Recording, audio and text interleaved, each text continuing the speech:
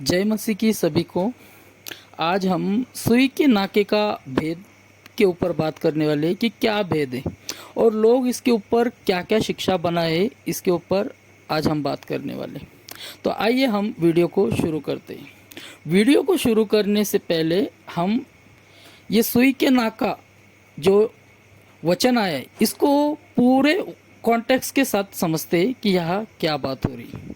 अगर हम मरकुस की किताब उसका 10वां अध्याय वचन 17 से अगर हम पढ़ते, 17 से 23 तक अगर हम पढ़ते, यहाँ हमको पढ़ने को मिलता है कि कोई युवक होता है, धनी युवक, वो यीशु मसीह के पास आता है और इसके अंदर जो क्वालिटी होती है, अगर हम यहाँ पढ़े 17 वचन पढ़े, क्या लिखा है यहाँ। और जब वो निकलकर मार्ग में जाता तो एक मनुष्य उसके पास दौड़ता हुआ आया, मतलब यीशु मसीह के पास, और उसके आगे घुटने टेक कर उससे पूछा, हे उत्तम गुरु। देखो ये यीशु मसीह को कैसे पुकार रहा है, हे उत्तम गुरु, मतलब यीशु मसीह को खुश करना चाह रहा था वो, है ना। अनंत जीवन का अधिकार होने के लिए मैं क्या करूं, अधिकारी होने के लिए मैं क्या करूं। मतलब ये यीशु मसीह के पास मन फिराव और पश्चाताप करने नहीं आया था। ये जो है वो सोच रहा था कि यीशु मसीह राजा होंगे और मेरे पास तो बहुत सारा धन है, तो हो सकता है कि वो जब राजा बने तो मुझे भी कुछ अधिकार मिले, ऐसी कुछ इसकी नीयत लगती है। इसलिए वो क्या कहता है, मत्ती में तो हमको नहीं मिलता है पर मरकुस में हमको मिलता है कि वो कहता है, क्या कहता है, अधिकारी होने के लिए मैं क्या करूं। यीशु ने उससे कहा, तू मुझे उत्तम क्यों कहता है। यहाँ यीशु मसीह समझ गए थे कि वो यीशु मसीह उसकी नीयत को समझ गए थे कि उसकी नीयत क्या थी यीशु मसीह के पास आने की, और यीशु मसीह को वो उत्तम क्यों कह रहा था, वो क्या पाना चाह रहा था। यीशु मसीह ये समझ गए थे, इसीलिए यीशु मसीह कहते हैं, मतलब जिस आशा से वो यीशु मसीह को उत्तम कहकर वो पाने आया है ना, कि यीशु मसीह की जब बादशाहत आएगी तो मेरा भी कुछ अधिकार होगा क्योंकि मेरा पास भी बहुत पैसा है, ऐसी कुछ उसकी नीयत है। ये यीशु मसीह ने जान लिया है। यीशु मसीह इसलिए कहते हैं कि तू मुझे उत्तम क्यों कहता है ना।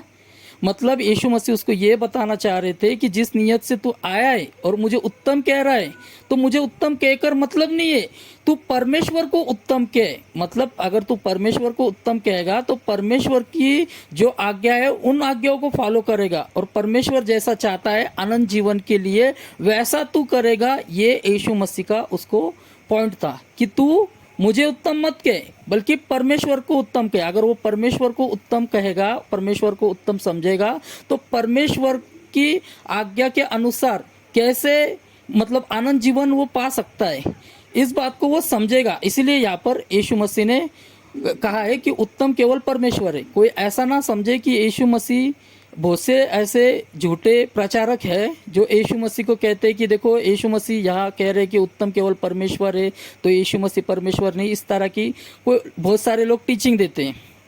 तो हमारा विषय ये नहीं है। और आगे अगर हम पढ़ते, कि यीशु मसीह उसको कहते हैं, क्या तू आज्ञाओं को जानता है। वो कहता है कौन सी आज्ञा। यीशु मसीह कहते हैं हत्या न करना, व्यभिचार न करना, चोरी न करना, झूठी गवाही न देना, छल न करना, अपने माता पिता का आदर करना। तो वो कहता है ये सब तो मैं लड़प्पन से मानता हूँ। मतलब वो एक यहूदी था और वो अपने आप में ऐसा था कि वो इस तरह श्योर था कि मैं सारी आज्ञाओं को फॉलो करता हूँ। मतलब उसके अंदर ये एटीट्यूड था कि मैं परमेश्वर के राज्य में जाने के लिए योग्य हूँ, मेरे अंदर कोई कमी नहीं। उसके अंदर ये एटीट्यूड था। इसीलिए यीशु मसीह उसका वो एटीट्यूड निकालने के लिए उसको कहते हैं। अगर हम मत्ती की किताब में पढ़ेंगे तो वहाँ हमको समझ में आता है कि यीशु मसीह कहते हैं कि क्या तू सिद्ध होना चाहता है ना।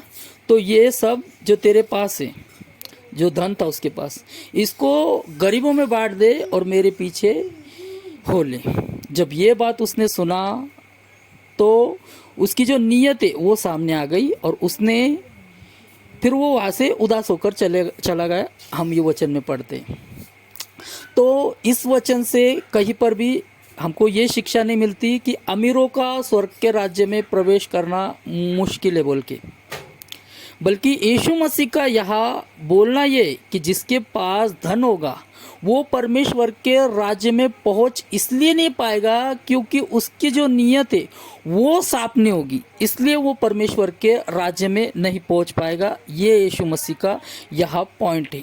इसीलिए यीशु मसीह ने आगे जो हमारा मेन इस वीडियो में टॉपिक है कि सुई के नाके का उदाहरण दिया है कि सुई के नाके में से ऊंट को निकल जाना आसान है, पर धनवान व्यक्ति को स्वर्ग के राज्य में प्रवेश करना मुश्किल है। इसलिए यीशु मसीह ने यहाँ पर ये उदाहरण दिया है। अब हम सुई के नाके का जो लोग पॉइंट रखते हैं कि सुई का नाका क्या है बोल के, कुछ लोगों का मानना है कि जो राजा की नगरी होती है, जो विरासत होती है, उस विरासत में एक मेन गेट होता है जिससे राजा लोग या राजा का हाथी जितने भी या कुछ माल जो बाहर जाता है ना, वो सब आया जाया करता था। वो बड़ा मेन गेट होता था और एक ऐसा गेट होता था जो छोटा गेट होता था। तो उस गेट को सुई का नाका कहा जाता है, ऐसा इन लोगों का मानना है। और उस गेट से ऊंट को निकलना मुश्किल होता था, इसीलिए यीशु मसीह ने ये उदाहरण दिया है, ऐसा उन लोगों का मानना है। और तो ये बिल्कुल भी सही नहीं लगता, क्योंकि इतिहास में कहीं पर भी हमको ये सुनने को नहीं मिलता कि कोई ऐसी राजा के नगर में कोई ऐसा गेट था जिसको सुई का नाका कहा जाता है, ऐसा कुछ भी नहीं है। यीशु मसीह ने जो सुई का नाका का उदाहरण दिया है, वही सुई जो हम कपड़ों के लिए यूज़ करते हैं, ये वही सुई का उदाहरण दिया है। क्योंकि इतना बड़ा ऊंट सुई के नाक में से जाना नामुमकिन है।